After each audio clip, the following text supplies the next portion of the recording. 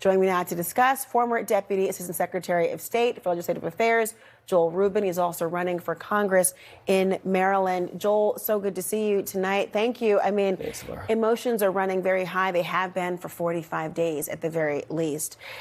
It must be very difficult to strike a deal in a negotiation with all the nuance, all the opinion, and all the emotion. It's an incredible moment of complexity, as you point out, emotion. These are real human beings. These are real families that are going to be some in euphoria and some in deep despair. And what we're looking at is a military pause that also impacts the battlefield, that Israelis are deeply concerned about what is taking place in Gaza and what that will mean for their future. So all of this is coming together.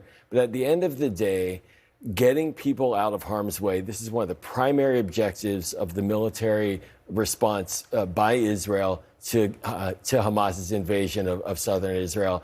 And this is an achievable milestone.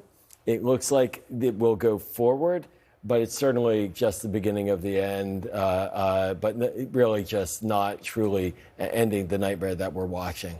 It's pretty clear that President Biden had a hand in this. I mean, Netanyahu giving credit, speaking about that very aspect of it. Learning that 3 Americans could actually be part of the release as well. How significant is that?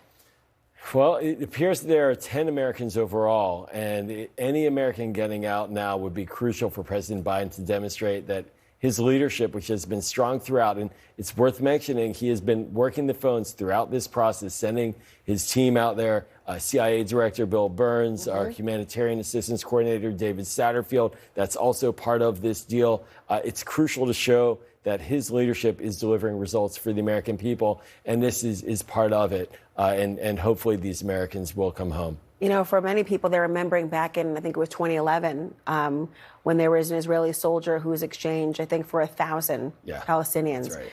Here, it seems to be a 1-to-3 ratio in terms of hostages to Palestinians. There was a lot of criticism about that particular deal in the past, looking back, obviously, in hindsight, which is a luxury. When you look at the contours of this deal, how do you feel about it?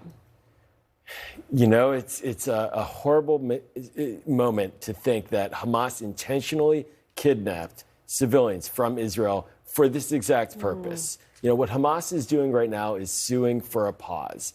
They took these people out of their homes in order to use them as bartering chips to reduce the pressure on them that they knew Israel would execute through a military onslaught. At the same time, these people must come home. So it is bittersweet. Gilad Shalit, when he was returned 10 years ago in exchange for over 1,000 Hamas fighters, it was also bittersweet, but it was a moment of rejoice because in Israel and in Judaism, every individual is a universe. And so every individual matters.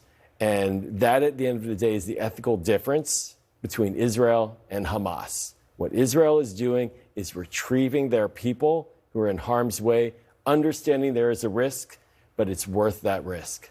Well, there are sadly going to be 200 or more others who are behind and wondering what will happen with them next. And Red Cross will have a chance to see the condition of hostages. Really important conversation. And what will come next, even more important. Thank you so much. Thanks, Laura. Joel Rubin, everyone. Look.